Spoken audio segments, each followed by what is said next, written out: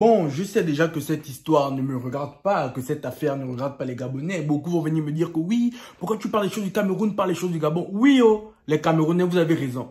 C'est votre affaire, c'est votre problème. Mais l'acte en lui-même ne concerne pas que le Cameroun. L'acte en lui-même n'est pas fait que au Cameroun. Donc, laissez-moi faire mon affaire. Intro.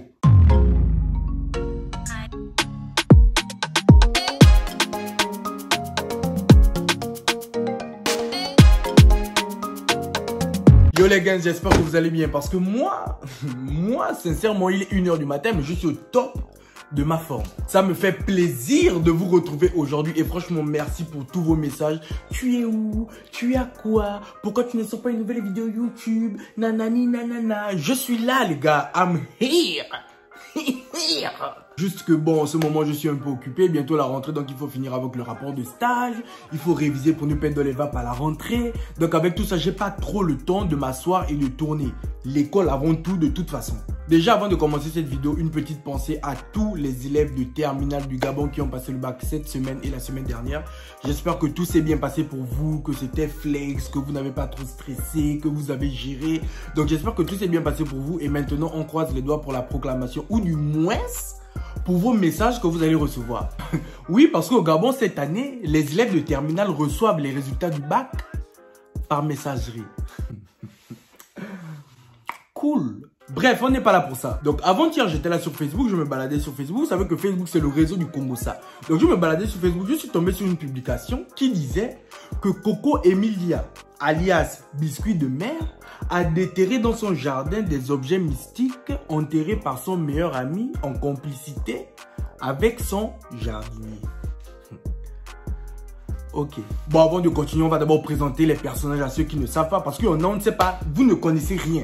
On ne sait pas ce que vous faites les téléphones. Excusez-vous, cherchez à savoir c'est qui les clasheurs et les clasheuses. Il faut vous instruire, on ne peut pas tout vous apprendre. Bon, Coco Emilia, alias Biscuit de mer, est une influenceuse camerounaise, chef d'entreprise, oui, parce qu'elle a des entreprises. Et pour certains, c'est une Waka Waka, une Djanju Djanju, une Seke Seke. Si vous voyez ce que je veux dire. J'ai bien dit pour certains, moi j'ai juste répété ce que j'ai vu sur internet, donc ne venez pas m'agresser. Ah. Et puis le deuxième personnage, donc le meilleur ami de Coco Emilia, c'est un certain Edoa. Je ne sais pas c'est qui, moi aussi je l'ai découvert là justement avec ce problème. Donc je ne peux rien vous dire d'extraordinaire sur lui. La seule chose que je peux vous dire que j'ai vu sur le snap de Coco Emilia, c'est que c'est un chômeur. C'est tout ce que je peux vous dire, c'est un chômeur. Donc quand j'ai vu la publication sur Facebook, je suis directement allé sur Snap pour voir la story de Coco Emilia. Parce que vous savez que c'est sur Snapchat où tous les problèmes éclatent. Et en regardant sa story sur Snapchat, je me suis juste rendu compte à quel point on n'est tous pas en sécurité.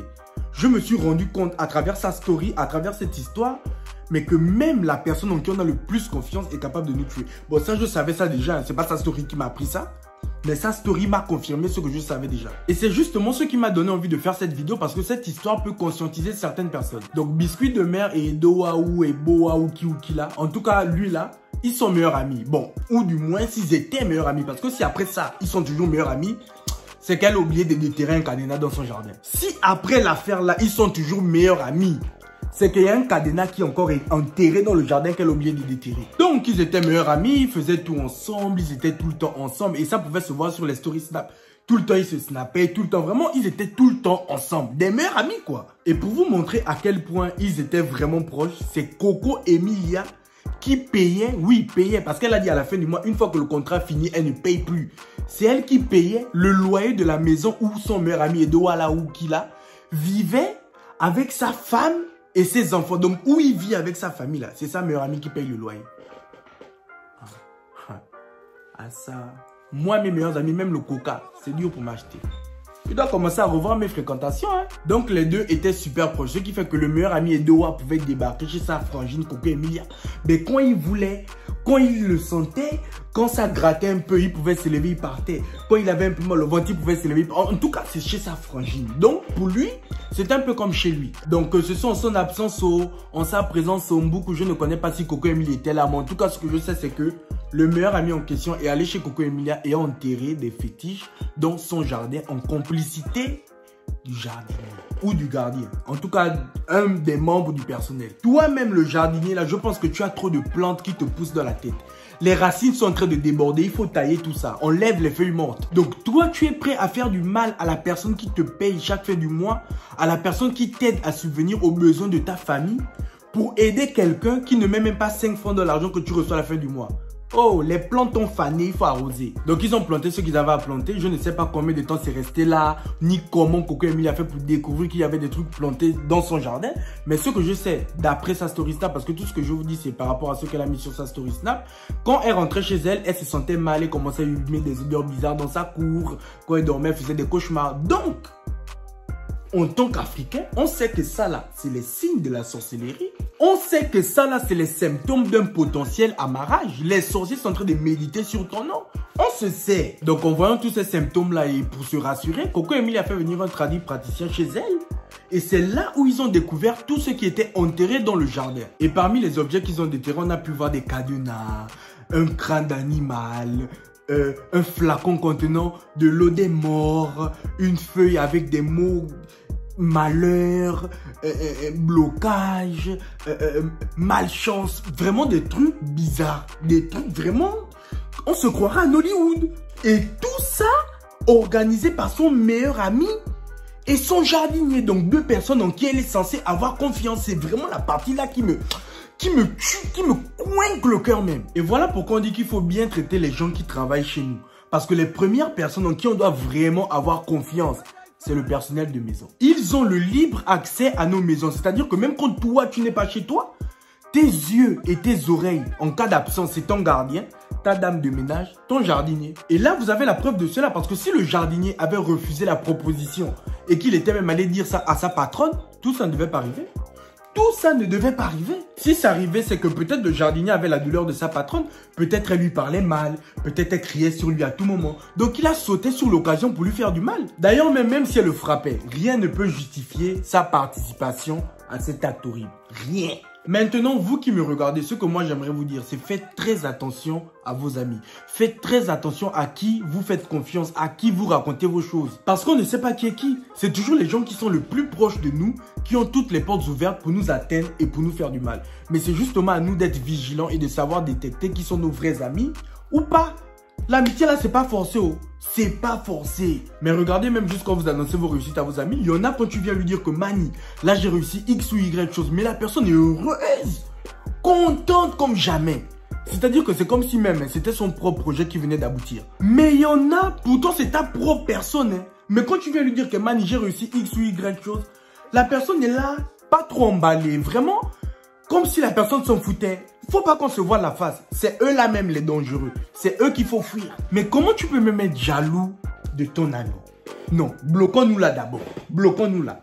Comment tu peux être jaloux de la réussite de ton frère? D'où la réussite de ton ami te dérange à un point où tu vas même chez les charlatans pour lui faire du mal. Et de surcroît, un ami qui s'occupe de toi, qui te donne tout. Ce n'est même pas ton père, ni ta mère, mais juste ton ami. Donc il n'est même pas obligé de faire tout ça pour toi. Il fait tout ça pour toi. Et c'est comme ça que tu remercies ton ami. Ah ça.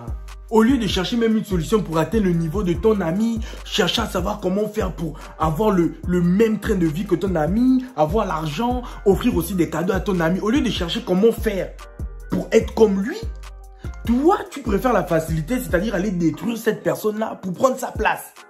Oh, ça c'est juste de la sorcellerie, de la méchanceté. Il n'y a même pas un mot pour qualifier cette manière d'être bête en fait. Et j'ai même peur pour nous les jeunes d'aujourd'hui parce que nous on a une tendance, c'est d'afficher tout ce qu'on fait, tout ce qu'on a. Parce qu'on se dit toujours que nos amis seront contents pour nous. Mais non, parce qu'on ne sait pas ce que nos amis pensent réellement. La chose que nous on affiche fièrement d'avoir, ben lui, il veut avoir cette chose, mais il n'a pas les moyens pour avoir cette chose. Ça commence par la jalousie. Ça finit par les fétiches. Donc les amis, faites très attention. Mais il suffit même juste de regarder déjà ce qui se passe sur les réseaux sociaux. Petite vidéo nue de quelqu'un qui fuit sur Facebook. Quand tu cherches, on te dit que oh, c'est sa copine qui a fait fuiter la vidéo. Petit Congo, ça sur quelqu'un, tu demandes un peu, oh, c'est son ami qui m'a dit. Donc nos amis ne sont pas toujours ceux qu'on croit. Moi-même là, je suis assis en train de vous parler de ça. Peut-être que certains de mes amis qui vont regarder la vidéo, bon, ils sont même en train de se dire que toi la parle. On t'attend au carrefour. Bientôt ton tour. parle bien. Bientôt pour toi. Ah, si je ne vous dose pas les story time, le nom de vos pères, le nom de vos mères, le nom de vos soeurs, tout le monde mélangé. Essayez. Bref les gars, c'est la fin de cette vidéo. J'espère qu'elle vous aura plu. J'ai voulu faire cette vidéo pour conscientiser certaines personnes, pour faire comprendre à certaines personnes que nos amis qu'on appelle parfois le sang là, parfois c'est le mauvais sang, c'est le sang noir. Toutes les personnes qui sont autour de nous ne veulent pas forcément nous voir avancer. C'est triste à dire, je le sais, mais c'est la vérité. Je sais qu'il y a beaucoup de jeunes qui regardent mes vidéos. C'est justement le moment de prendre conscience de ces choses-là les amis. On a des frangins loyaux, mais pas tous. Uniquement certains, et ça retenez-le bien. N'oubliez pas de liker, de commenter, de partager, activer la cloche de notification pour être prévenu à chaque nouvelle vidéo. Et on se retrouve très prochainement pour une nouvelle vidéo. Allez, bisous les gars.